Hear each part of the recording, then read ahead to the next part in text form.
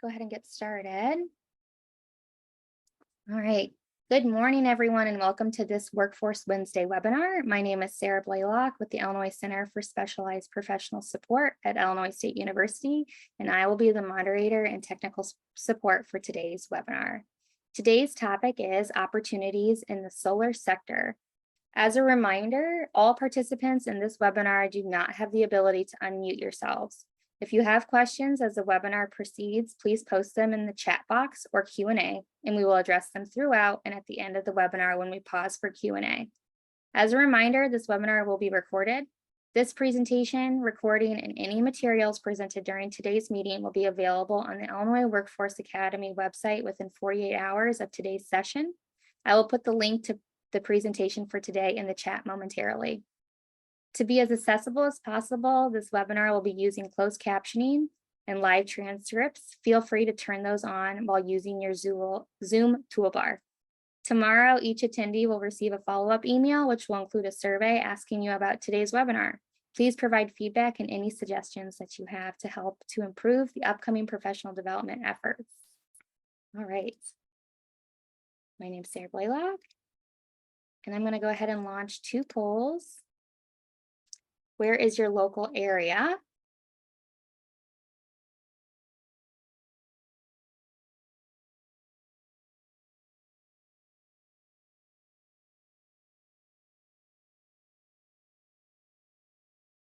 And which partner do you represent?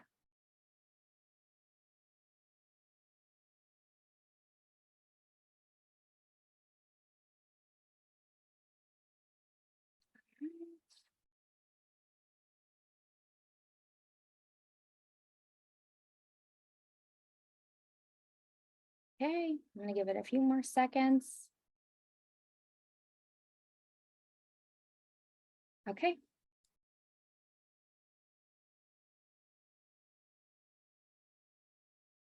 All right. Okay, and I'll go ahead and share one more poll.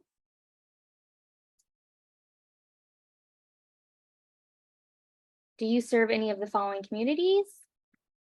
And are you familiar with the Illinois Shines or Illinois Solar for All?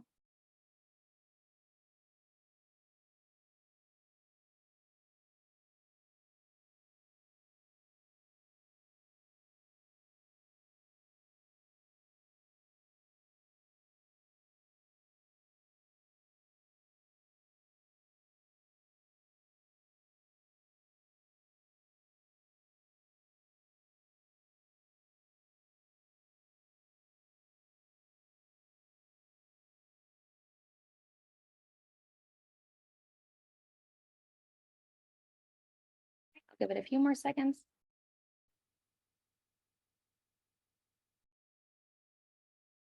All right, in that poll, here's the results.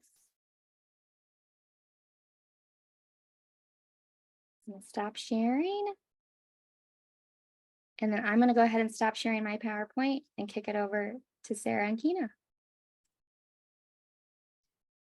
Thanks, Sarah. I am going to share my screen. I hope you all can see that.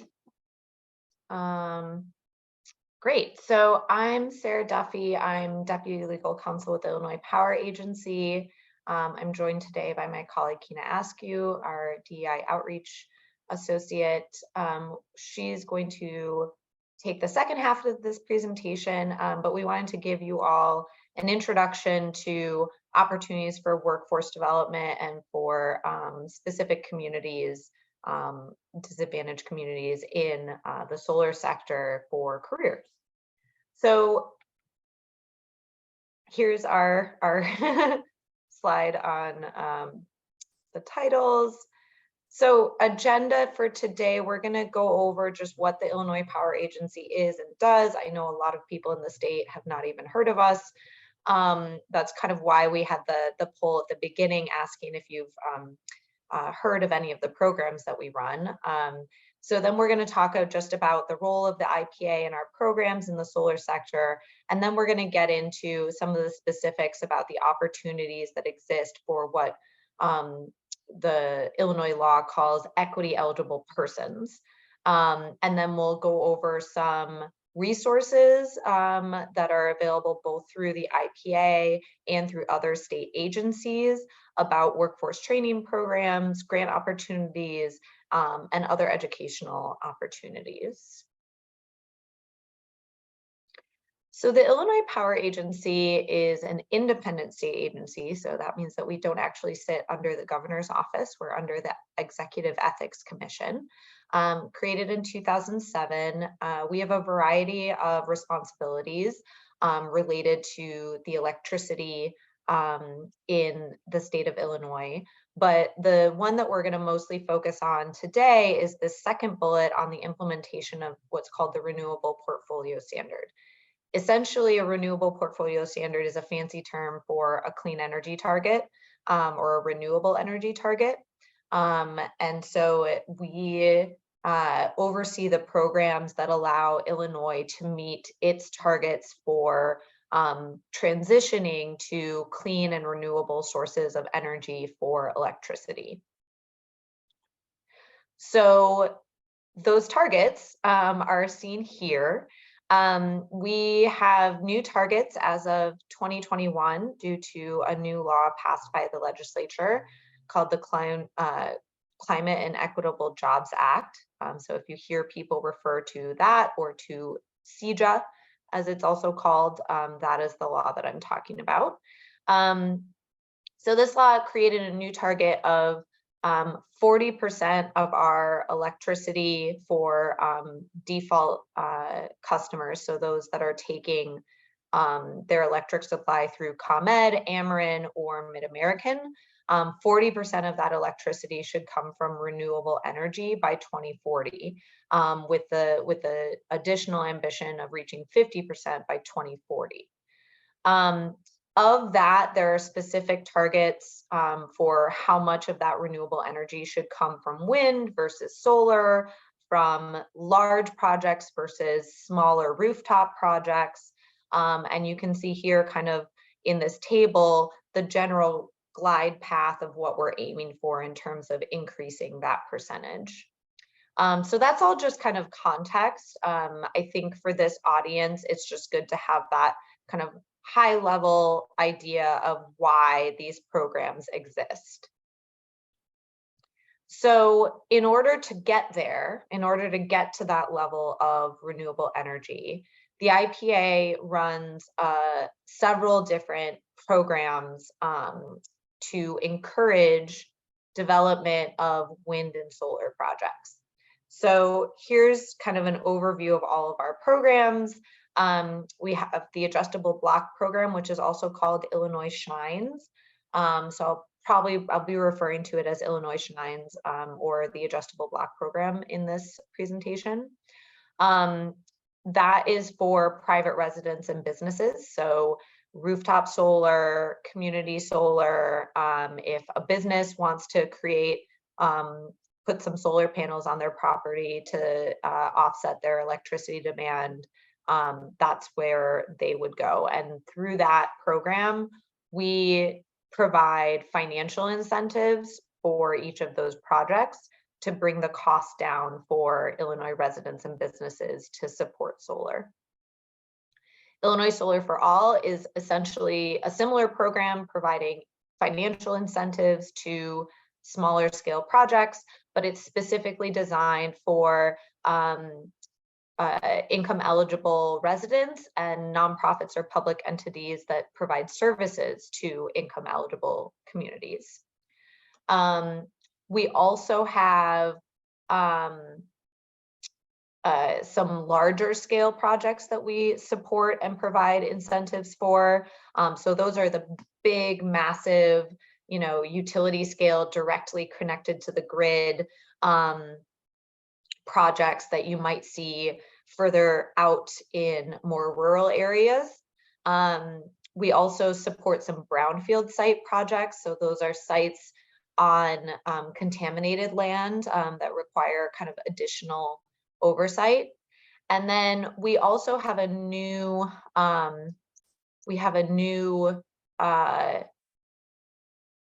we have a new, sorry, it looks like someone in the chat is maybe, I'm not sure. Maybe Sarah B, if you can manage that. Yes. So for the self-direct program, that is more related to private development of solar. Okay. So our adjustable block program, also called Illinois Shines, that is where probably most of the workforce development opportunities are going to come from in Illinois. So I think that's probably the most important program for this audience to be aware of. So this program employs a lot of people in the state. We have a lot of different types of projects that we support. So you can see kind of the breakdown by percentage of our program that goes to these different types of projects. So small distributed generation are those rooftop solar installations on individual houses or on individual buildings. They might support, you know, in commercial centers, malls, restaurants, but they're small. They're under 25 kilowatts, which is relatively small. Large distributed generation are more up to 5 megawatts, so it's pretty large, but still on site and still for a particular user. Community solar is a larger off-site installation that people then subscribe to that don't live near the installation. So we have 2 different community solar categories. Then we have a category specifically for public school installations, and also for what are known as equity eligible contractors. And Kina will speak about that a little bit later. So the categories, just to give a little bit more context for small versus large, again, as I said, is up to 25 kilowatts for small. And these projects, all these categories have different levels of incentives associated with them. Again, this is kind of background information. I think that it's good to just kind of have the vocabulary and know what the variety and types of projects are when you're talking to people who are looking for opportunities in this area.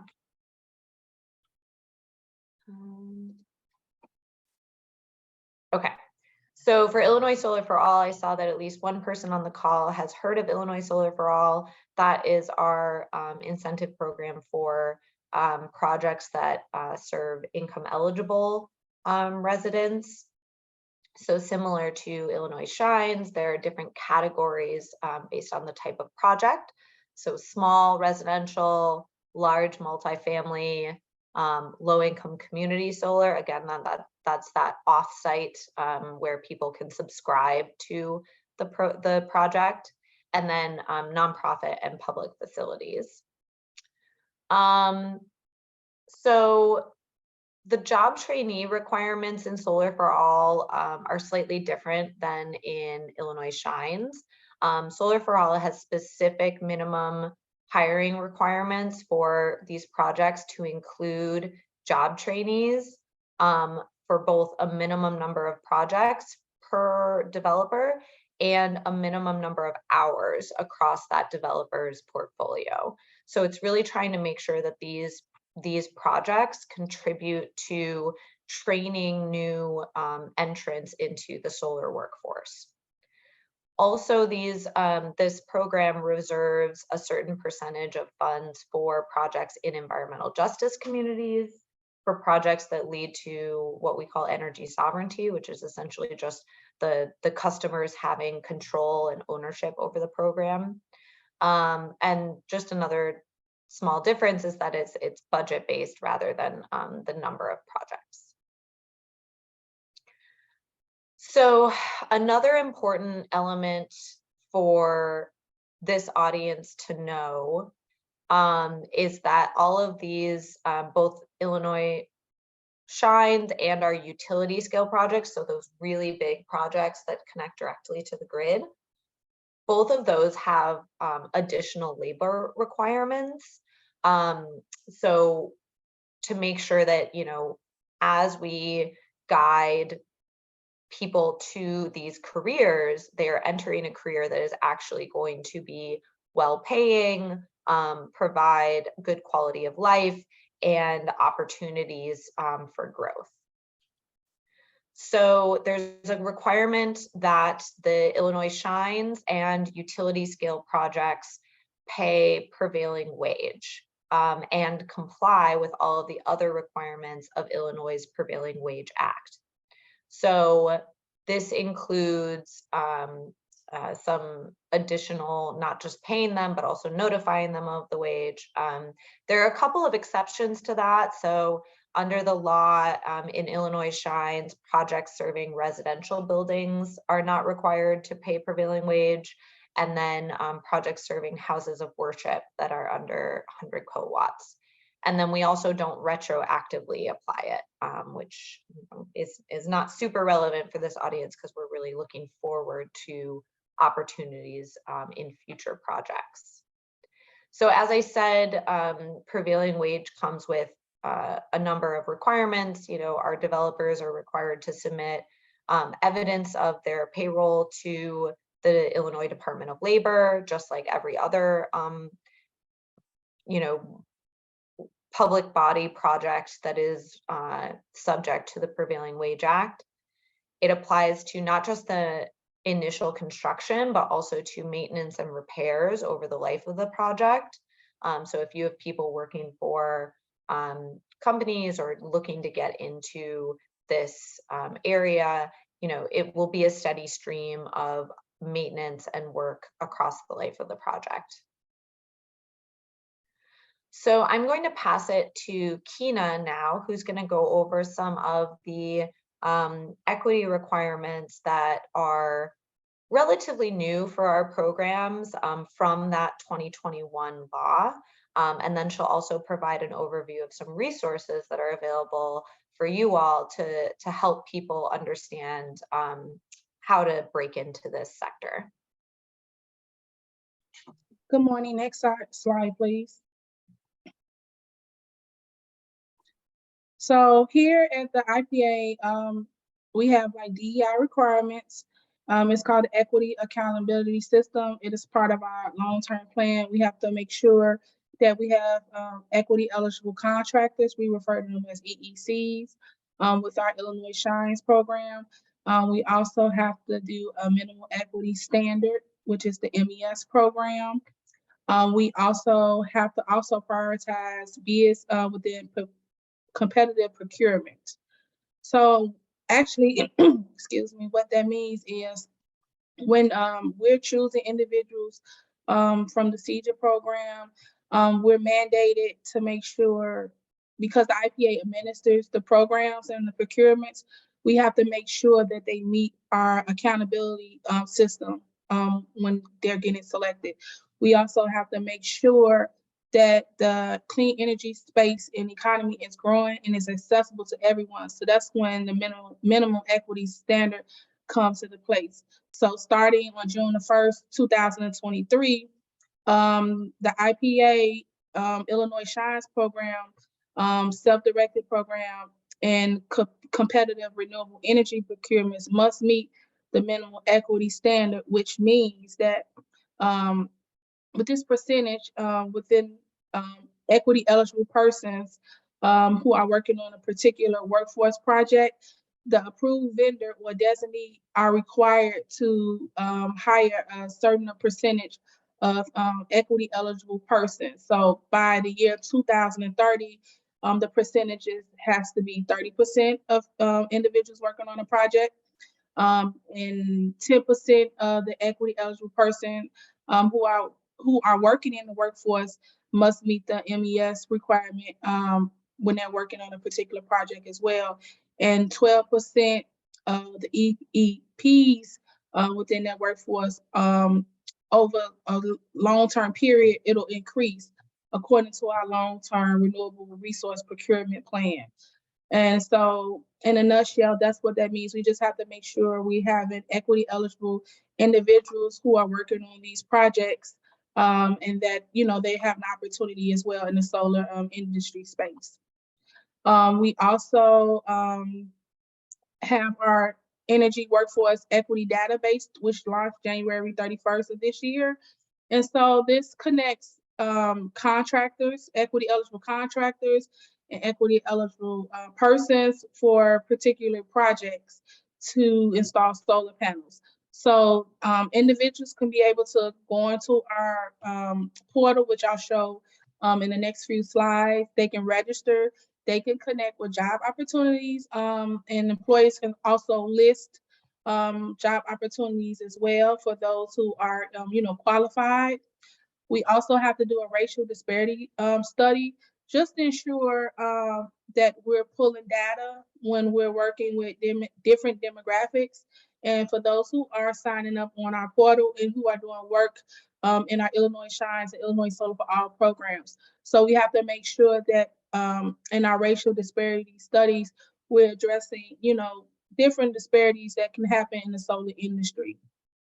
We also collect workforce data, who are rehiring, what area they may live in. So that's a part of us collecting workforce data as well. And also doing outreach to marginalized communities, as well as like small and disadvantaged businesses as well. Next slide, please.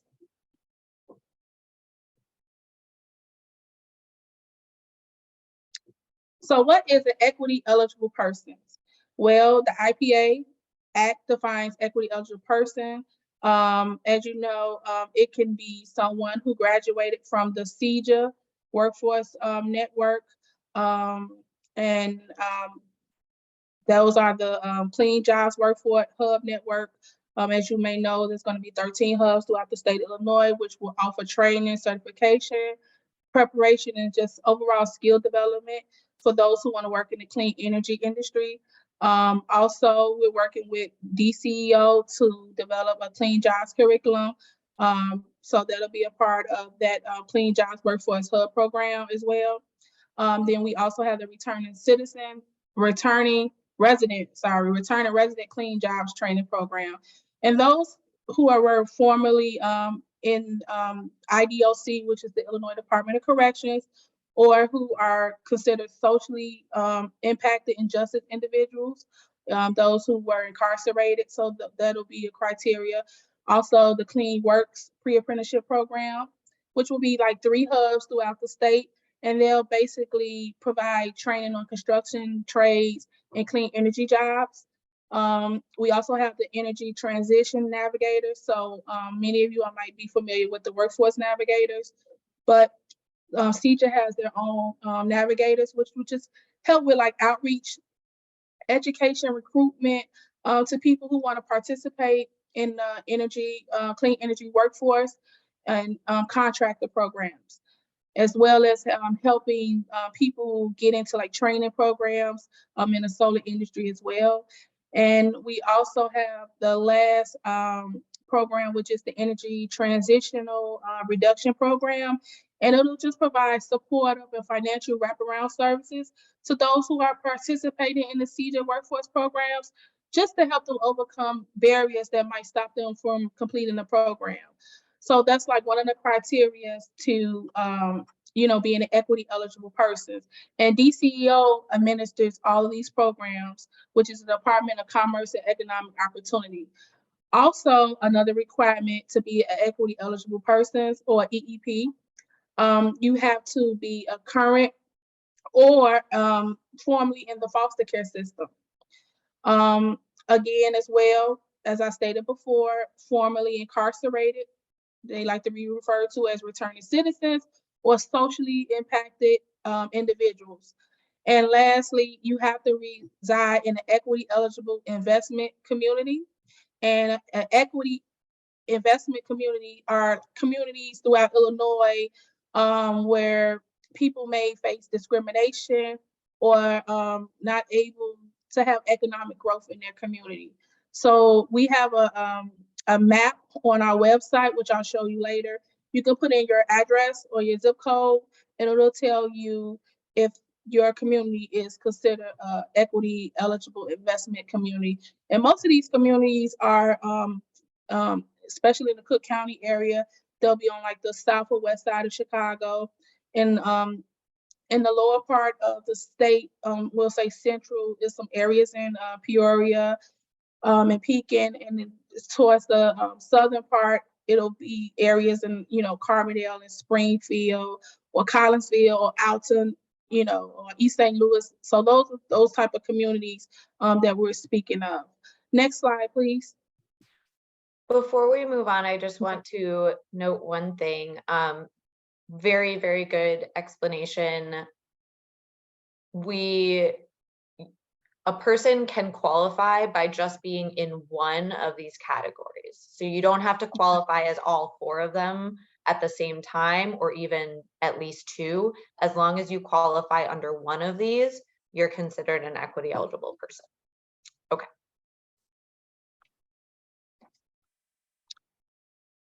Okay, so again, the IPA defines equity eligible contractor. This is a business that is a majority owned by eligible persons or non-for-profit cooperative, majority governed by eligible persons, natural persons, or eligible persons offer personal services. The IPA has defined the majority owned to mean owning at least 50% of the corporate entity for a business or holding the majority of governing board positions for non-for-profits and cooperatives. So we call these equity eligible contractors, also known as EECs. Next slide, please. So the EEC block is designated as a portion of the block for distributed, generated, and community solar projects. EECs may apply for advanced capital up to 50% of contract value after the contract execution in this block. EECs, approved vendors, we call them AVs, may submit projects to this category. The EECs who are certified approved vendors are not limited to the EEC block, and any type of project is eligible.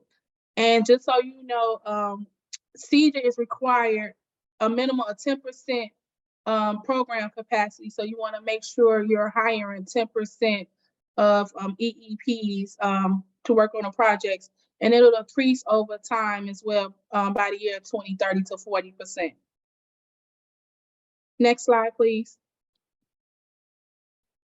So again, I'm just going to touch back on the minimum equity standard. I kind of explained it a little bit, but again, with the minimum equity standard, a percentage of the workforce project has to have equity eligible persons. So in the previous slide, I kind of told you about the criteria for what constitutes a person as an EEP, which is an equity eligible person.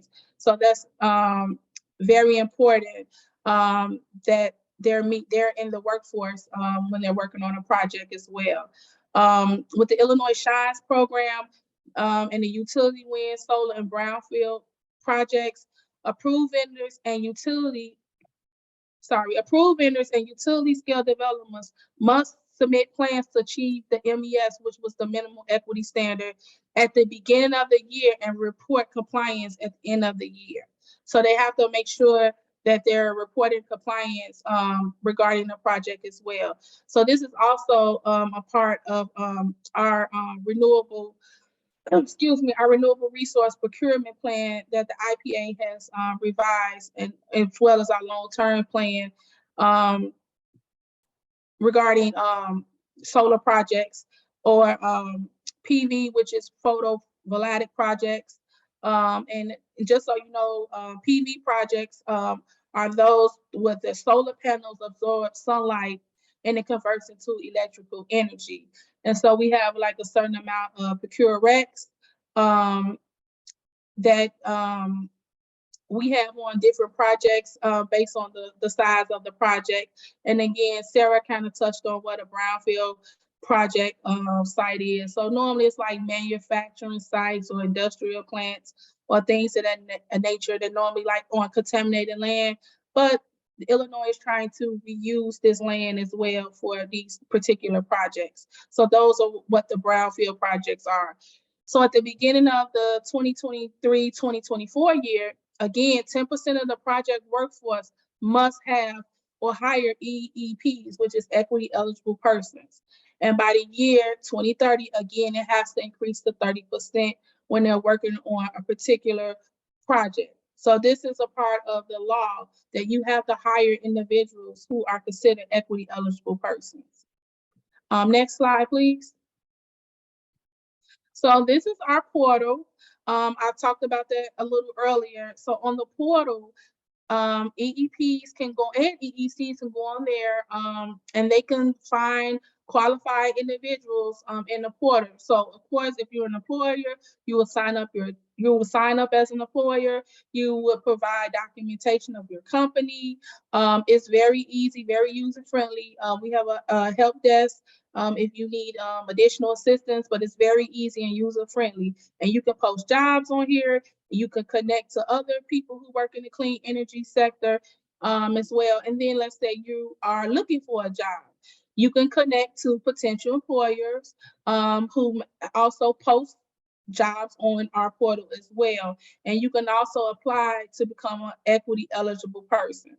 So again, I had went over the categories, but like Sarah stated, you don't have to have all of the requirements. You just have to meet one of the requirements to qualify. So if you participated in the 2017 class with ComEd and the CEJA programs, that will automatically make you an EEP. If you're currently going through some of the programs that are going on now, that will qualify you as an EEP. Again, if you were formerly incarcerated, or you're a socially justice impacted individual or returning resident, that will qualify you as well.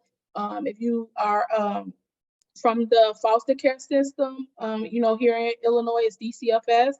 If you are formerly in the foster care system or if you're currently in the foster care system, that will constitute you as an EEP. And again, if you live in an equity eligible community, that will constitute you as a EEP as well. Can you go to the next slide, please? Okay, so here's our website, IPA. You can find a lot of the information on here. The Illinois Shines program, which is the program you can register with the portal as well that was on the previous slide. And then we have the Illinois Solar for All. So on the Illinois Solar for All, you know how we have like the LIHEAP and the LIWAP, which is the water energy assistance and the low income heating energy assistance. Well, with Illinois Solar for All, it's for low income Illinois residents. They can apply for solar panels to be installed on their home as well. So you can go on this website as well, Illinois Solar for All. If you want to go up to Illinois Shines, it'll give you more information about that program as well. Going down to the portal, again, equity eligible persons, equity eligible contractors, job seekers, they can connect. It's like a resource for employment in the clean energy sector. So we're going to click on the. Yeah, do you want me to go to the website now? Correct. Yes. Let's see if it works. See the portal. We were having difficulty. I think it should. Okay. So this is the portal. Yes, it's working. Okay, great. Okay. If you can enlarge it a little bit. Okay.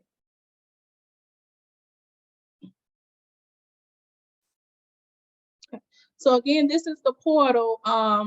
You can click on it. You can get started. We do have attestation pages where you have to attest that you qualify with the criteria that we discussed. For instance, thank you, Sarah.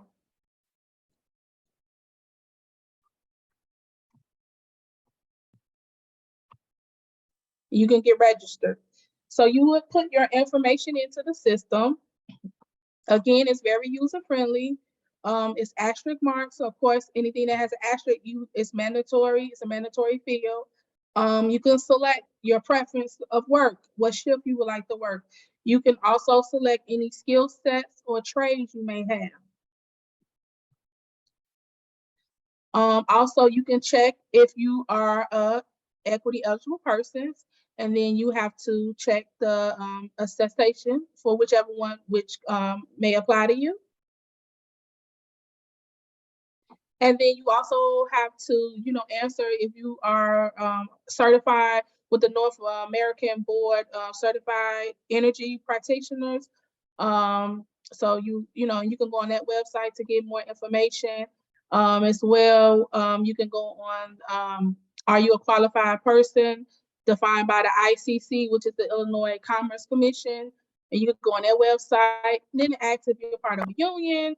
You'll give race and ethnicity information, gender information, and you can attach any documents that will show proof that you are EP, maybe proof of residency, maybe any type of training certificates in a particular trade.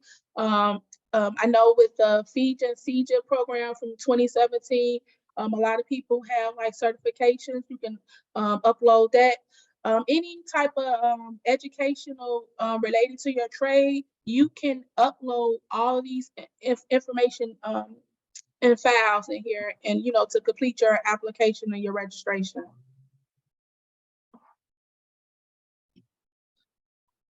We also have a portal flyer, and we have a user guide as well. And this is our flyer that when I do outreach, I pass these out to individuals. So a lot of state agencies have this information, but it will also be sent to you at the end of this training or webinar. And this is just information on how to use the portal, but again, it's very user-friendly. So we just kind of walk through it for you. So here's the part on submitting for an equity eligible person, but we also have, we also have job listings. So if you are already registered as an equity eligible person, you can go in here. Yeah. But you have to register in order to access the job listing. Let's see if it will load for me.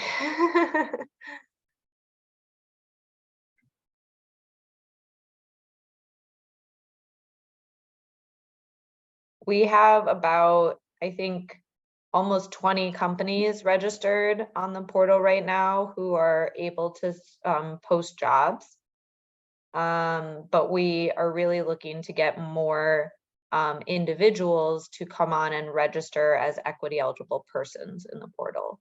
So if anyone on this call is interested in sharing this site with the participants in their programs to see if they qualify and if they might be interested in any of the positions listed, that would be really helpful. And there's plenty of job opportunities out there, although it's not loading for me right now, which of course it's going to do this right now. I think they get it, Sarah. Yeah. We can go back, but again, you can go in here and look at job opportunities. So should we show them the map too? Yes, I was going to go there next. If it loads up, because sometimes it does the same thing with the map. Let's see. Here we go.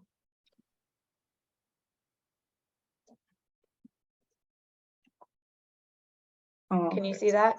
Yes. Right. So.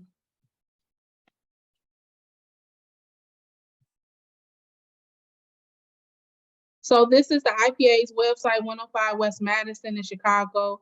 And of course, it's not in an equitable investment eligible community because it's downtown. But let's put 60653 in the zip code, which is like Bronzeville.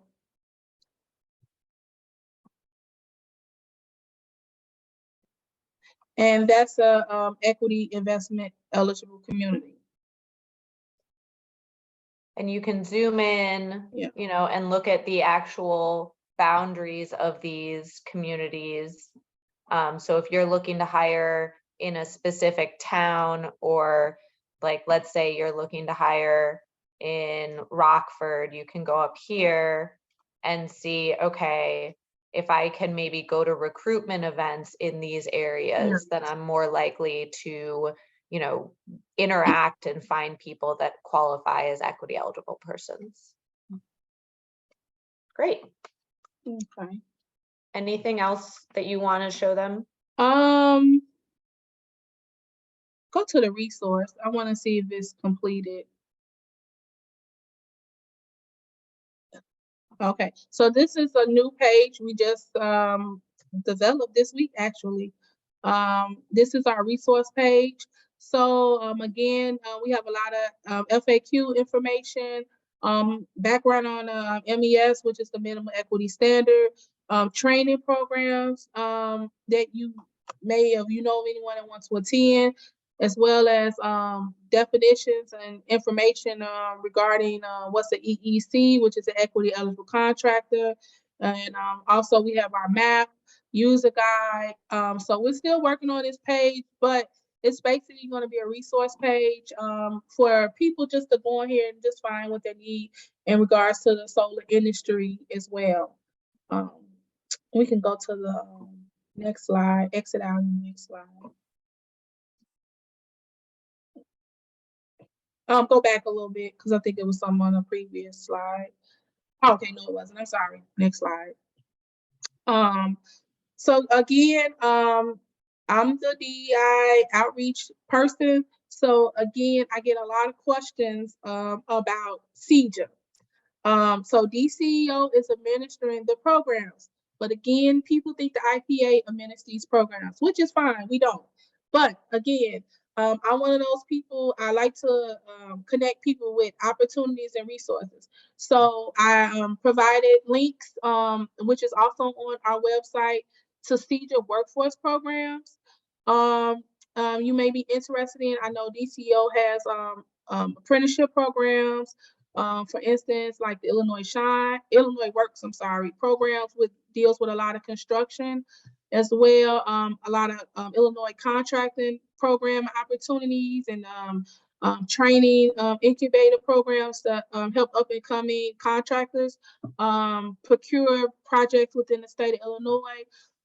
We also have, if you want to click on the community action agencies, which is like another resource, you know, for people in Illinois.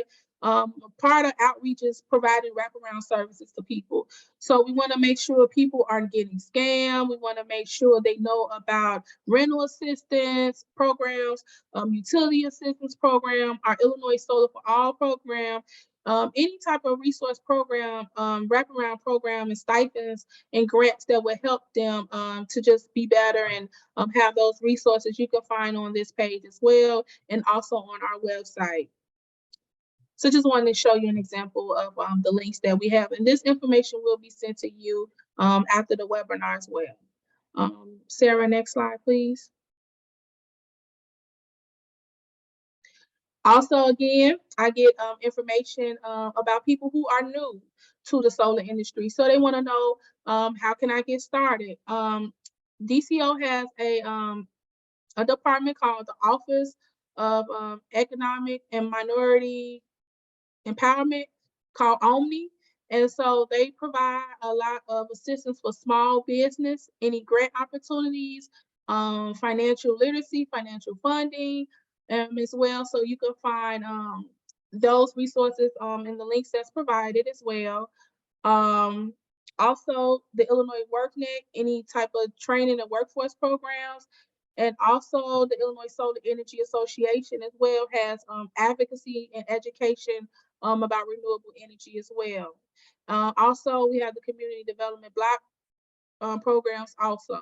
So again, these links will be sent out to you at the end of the webinar. These are just additional resources related to renewable energy and the solar industry that can help anyone you may know.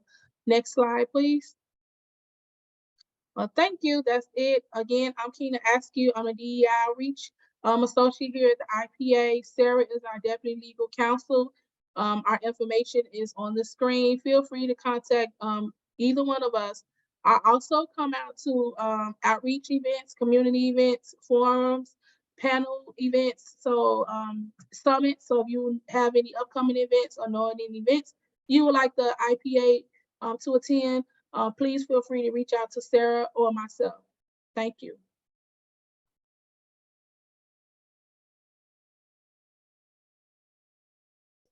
Thanks, Keena. Sarah B, I'm not sure if you want to see if there are any questions. We're happy to stay on the line for any questions. Okay, thank you, Sarah and Keena. The attendees, if you have any questions, you can put them into the chat or into the Q&A at the bottom of your screen. We have some time at the end of this meeting to address those. There's also a link to the slides and to the Illinois Workforce Academy in the chat as well. And all the information that you've seen currently will be sent to you after the webinar.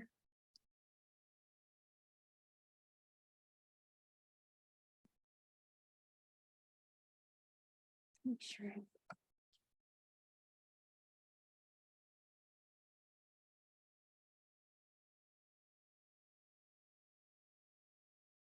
Okay. Well, I will go ahead and put the link to the closing survey into the chat now. If you have any questions, you can add it to that, and I will. Thank you for attending today's webinar. I put the follow-up survey in the chat if you would like to take some time immediately preceding the webinar to provide feedback and any suggestions to help improve upcoming webinars.